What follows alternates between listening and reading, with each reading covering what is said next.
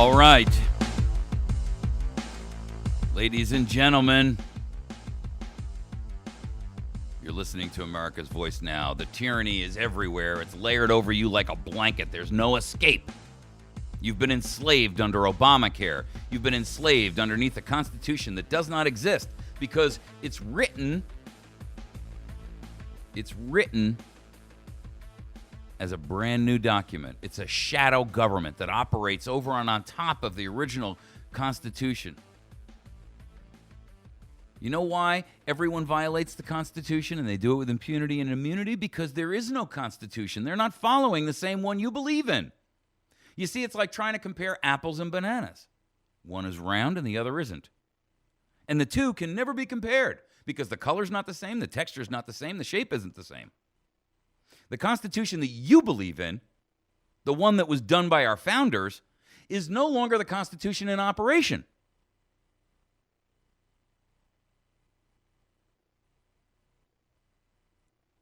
The Constitution that is in operation now allows tribunals. They're not courts, they're tribunals. It allows the police to pull you over and find $25,000 in a suitcase in your car that you were going to a real estate closing with and on your way, and they say, well, you know, I seem to smell marijuana. And suddenly they take $25,000 from you and say, if you want this money back, you're going to have to go to court and prove you didn't get it through some sort of a criminal enterprise. But I'm not a criminal. I got a job, and I can show you my pay. Well, then show it to the judge. Have a nice day. Now, you got 2 seconds to get out of here before we arrest you. What are you charging me with? We don't have to charge you with anything. It's our money now, and if you want it back, here's my name and my badge number. Here's my business card. Go and call my chief or my sheriff or whomever you want.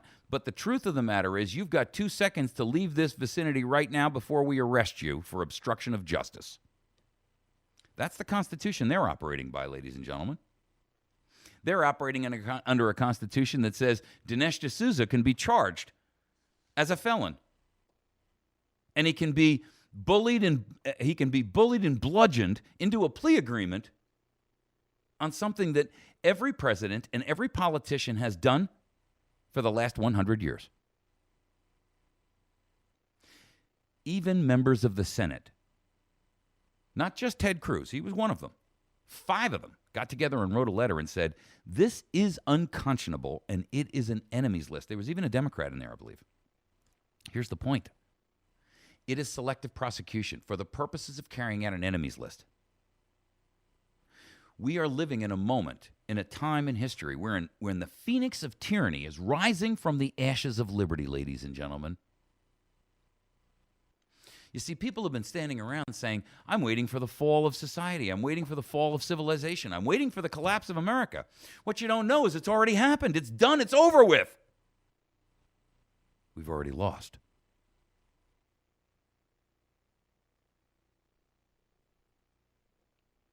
The phoenix of tyranny has risen from the ashes of liberty.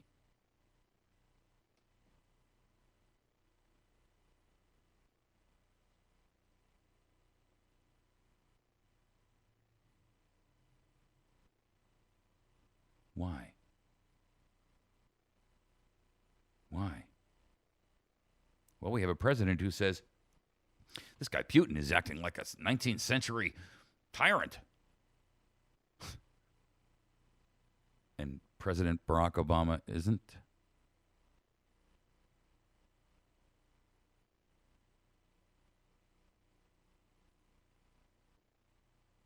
I mean, to tell me that John Boehner,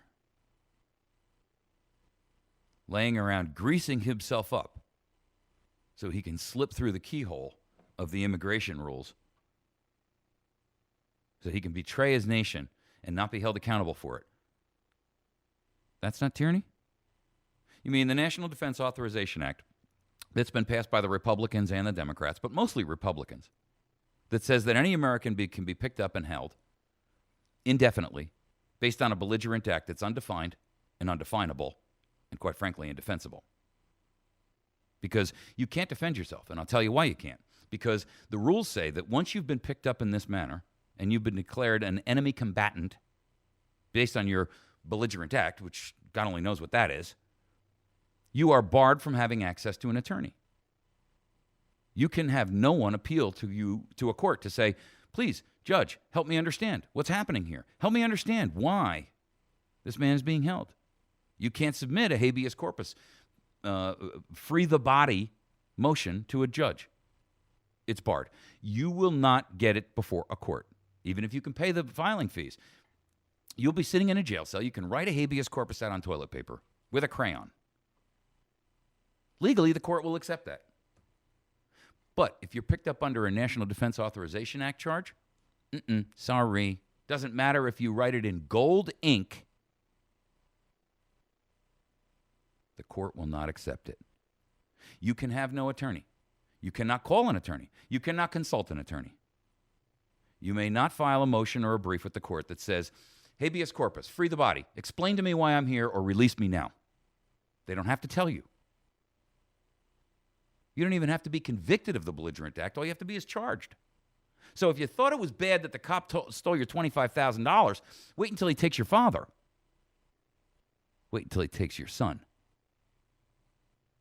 Wait until they take your mother. And you don't know where she is. And nobody's required to even tell you that they have her. Just a sudden disappearance. Just another one of those pesky disappearances. They can hold her, him, your daughter, your son, your mother, your wife, your husband. I sounded like Captain Kirk when I said that. They can hold them indefinitely. Indefinitely, until the end of hostilities. This is their language, not mine, folks. I'm giving you verbatim statements right out of their stuff. They can hold you indefinitely until the end of hostilities in the war on terror. And there is no place safe. It's not the United States anymore. You can't say that that's off the grid and it's off the battlefield. It's not. They've declared, Lindsey Graham said, the entire nation, the entire planet, all of continental United States, all of the territories, the water, the land, the bird nests, the bottoms of the volcanoes, they're all part of the battlefield in the war on global terror. They've declared it. So there's no place you can hide. You can't say, well, if I go to Louisiana, that's not the battlefield. No, Louisiana is the battlefield now.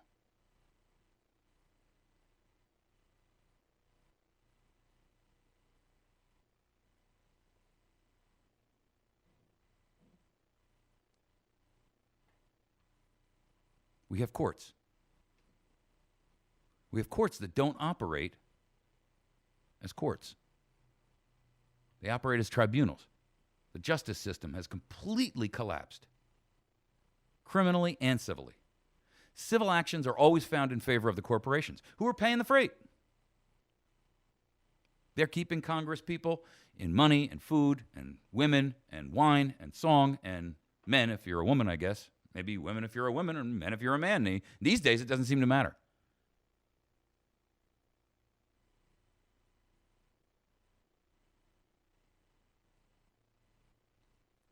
And, of course, the NSA is tracking it all because they want proof in case you change your mind to try to back out and become a hero.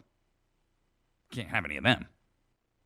Well, you might decide to change your mind. I mean, you did agree that this is what you were going to do. But since you've decided to change your mind, don't forget that we've got this raft of pictures of you in the bathroom there with the straw in your nose or the little boy sitting on your lap that isn't your own son. And, you know, of course, your wife would probably not be too happy about that. And she might ask, who's that little boy? And, of course, the folks at the New York Times are certainly going to want to know.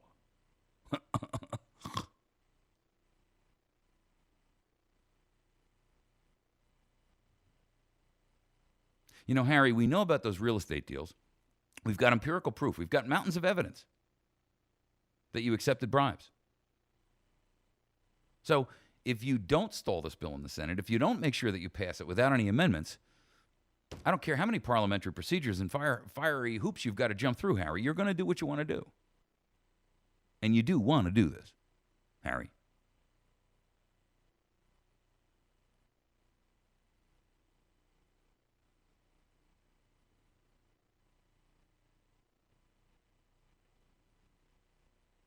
We have an executive.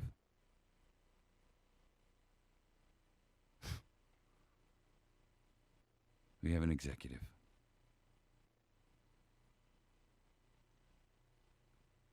Yesterday, his chief of staff came out and said, just for the record, you guys, I mean, I don't want to burst anybody's bubble here, but you can bet we're going to be picking up the pace on executive actions. Excuse me?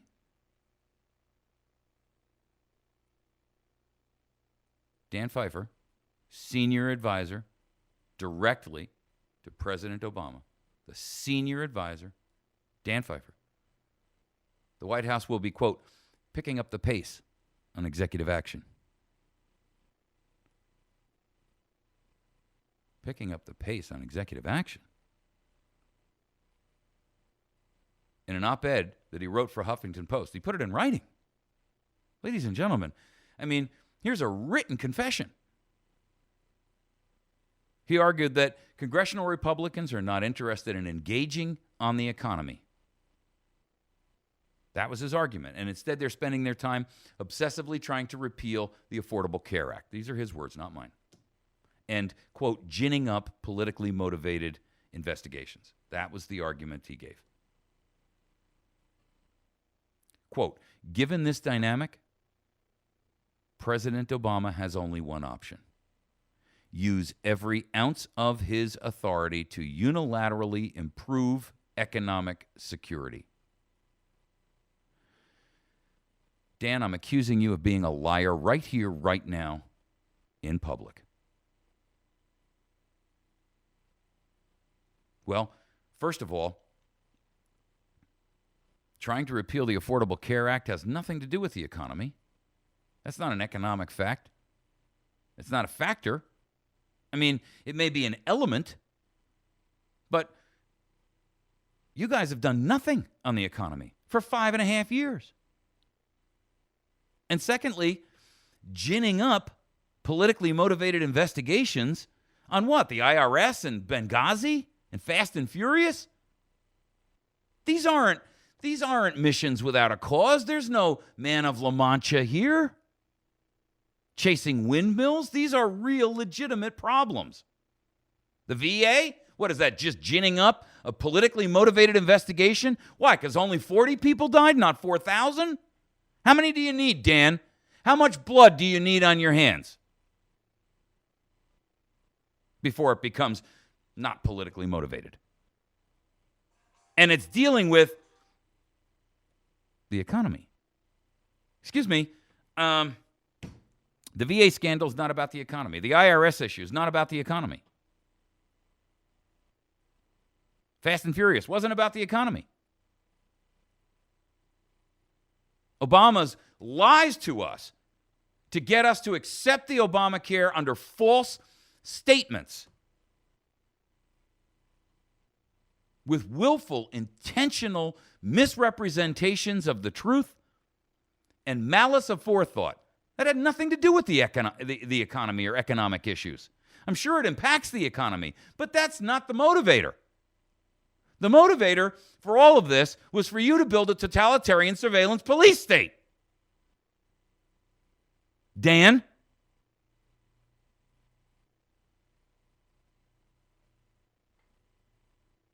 So how is that justification for you to commit executive action on the economy? And what do you consider the economy? Immigration? Well, let me clarify for you. What STEM shortage? Science, technology, and math. Engineering and math. Those are the skill sets needed in the economy. The high-tech economy we keep hearing about from the likes of Google and AOL and Facebook and all these scumbags out there who pretend that there's a shortage. But there is no shortage. How do I know that? Well, I can give it to you very simply. The Economic Policy Institute, the Rand Corporation, who's generally the ones who are writing all these super secret plans about mind control and all that other crap for the government, the Urban Institute, the National Research Council, every last one of them, CIS, the Center for Immigration Studies, have all come out. That's 5 reports. 5! All 5 of them came out and said, there is no evidence that STEM workers are in short supply. I repeat, there is no evidence that STEM workers are in short supply. Public Broadcasting Service, an apologet for the Obama administration for everything from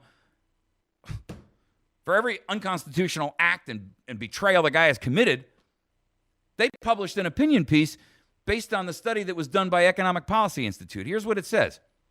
They entitled it, "The Bogus High-Tech Worker Shortage, How Guest Workers Lower U.S. Wages." That's what it's about, ladies and gentlemen. And what it's really about is an executive that is not necessarily interested in anything other than appeasing corporations, the corporatocracy that has become this fascist partner in government. Your corporations, your government working together to fleece you and enslave you. That's it, in a nutshell. That's the whole bowl of wax in an acorn. Oh, don't say acorn. Golly gee. Now, for the record, let's understand something. And I told you about this yesterday. The real motivation for corporations is not even to lower wages. I'm going to tell you what the real motivation is. They want a flood of new H-1B visas. That means that when you come over here and you study in the university here and you get your degree, that they want to, and this is Luis Gutierrez's statement, they want to staple your green card to your diploma. So when you get your diploma, you automatically get your green card. So, you're a kid from France, or you're a kid from the Middle East, or you're a kid from Spain, or you're a kid from South America, or Greenland, or Iceland, or Banana Republic, whatever. You come over here, you get your degree. You get a bachelor's in science. You're an electrical engineer. You get your degree, and with it comes a green card. Cha-chunk. Guess what? Your new high-tech employer holds the keys to your life because you're an indentured servant to that company indefinitely. Why? Because that H-1B visa and the green card associated with it, they can have it yanked at any time. So become a problem, demand too much money, make a ripple, we'll just get rid of you. And that's a hold that they don't have over your average American worker. Because the average American worker can say, take this job and shove it. And get away with it. But when you're from Pakistan, when you're from India, and you have to go back to Bhopal, and you have to live in a room that's 12 by 12 with 9 other people, and crap in a gully, in a gutter out the back, and there's no such thing as electricity, and you've got to leave your Apple and your iPad and your iPhone and your fancy clothes and your $200 sunglasses and your little sports car behind because you've been kicked out of the country because you made waves. Big problem. You'll do anything to remain an indentured servant. You'll pay any price to not go back there.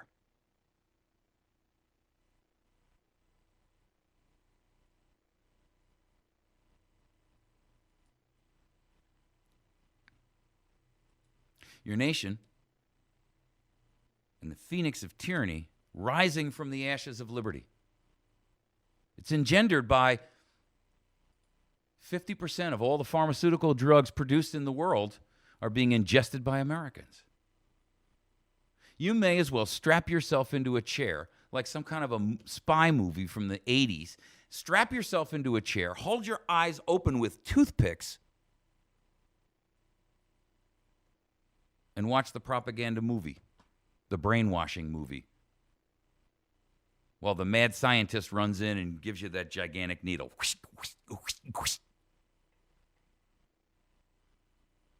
But you don't even need to be tied to the chair, do you? You just need to be told that this will make you feel better. Don't worry about the bad economic data. Don't worry about the fact that you don't have any money. Don't worry about the fact that you don't have any future. Don't worry about the fact that you just graduated university and you've got $120,000 in education bills that, by the way, you happen to owe to us government because there's no private banks that are lending money anymore, and you can't find a job. Don't worry about that. Just take this little pill.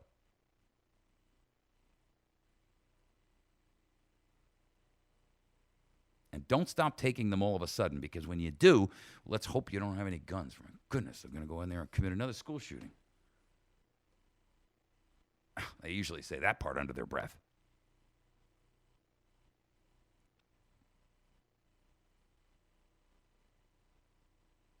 every right,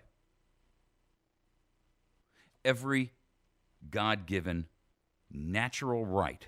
I don't care if you're an atheist, then they're given by nature. Every natural right you have as a human being is under assault and under threat. Your First Amendment right to free speech, they're trying to write legislation that will limit and lock down the airwaves, shut you down if you're not a approved and licensed journalist, limit what is a journalist and what news organizations can actually produce news because they're pissed off that alternative media shows like this are actually educating Americans.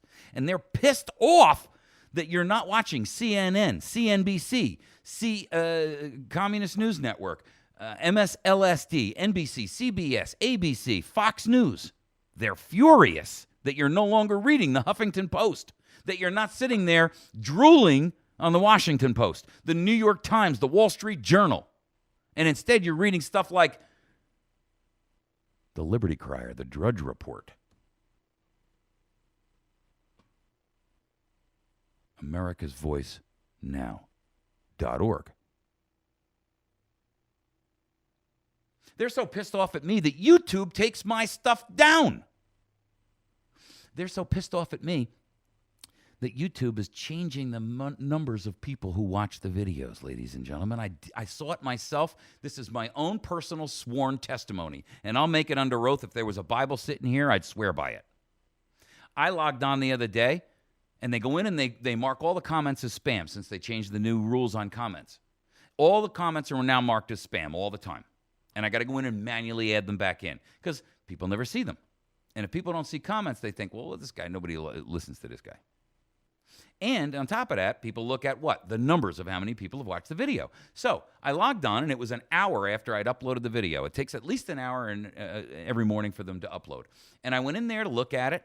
I got back to my office. I clicked on it. There were 40 views. It had only been 40 minutes, tops an hour. 40 people had watched it. I clicked through to actually get to it because I was looking at the screen that it shows all the videos that I have and how many. There's 900 of them up there, 987 or something like that. When I clicked through, it went from 40 to 31. Excuse me. How do you go down in viewers on YouTube? Well, you could say, I don't allow videos and them to run ads on my videos. Have you ever noticed that there's no ads on my videos? You know why? I'm not trying to make money at it, but they're pissed off about the fact that I don't do that. But here's the real problem. They don't like the content, and they don't like what I have to say. And they'll do anything to keep you from hearing that. YouTube is owned by Google. Hello.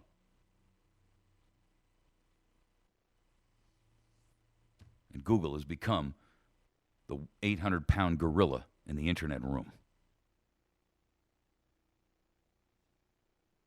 Ladies and gentlemen, the simple truth is this. The phoenix of tyranny is rising from the ashes of liberty. The police state is here. It's already in full bloom. I don't care whether the media is telling you this or not. You can look around and see for the evidence. You see the evidence for yourself. Stop listening to those people who are telling you it's not happening. And listen with your eyes and your ears. Smell the fire.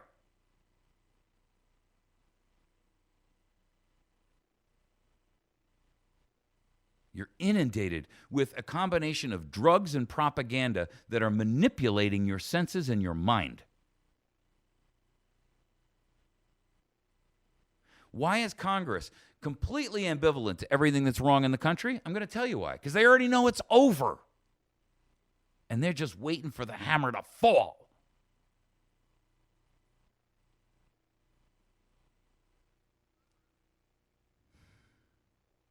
That's why they don't care that it's a $17.5 trillion debt. That's why they don't care what Barack Obama does or whether immigration goes through.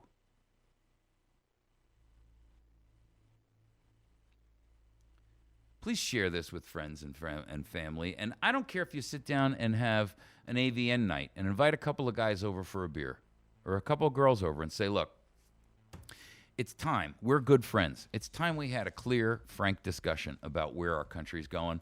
And I know you guys don't like to talk about politics and so forth and so on, but I'd like you to watch a couple of videos with me. Spend an hour doing this, and then let's have a discussion about it. Do it at your church. Do it at your school. Do it with people you hang out with. Do it with people you go to work with. Do it with people you like. Do it with people you don't like. Be a leader. Because I'm telling you, we are desperately in need of them. Mike at americasvoicenow.org. That's Mike at americasvoicenow.org. God bless you all. Have a great day. We'll see you tomorrow.